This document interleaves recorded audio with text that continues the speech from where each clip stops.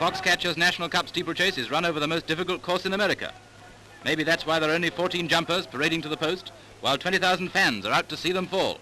They're off, and the field thunders to the first of the 19 jumps with Soldier's Fate, the favourite, up among the leaders. But they've got a long way to go yet, and anything can happen.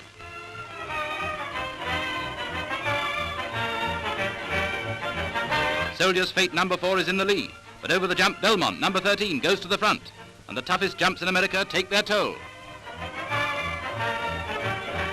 At the 13th jump, Daffy has trouble, but he's not staying down in the grave yet a while.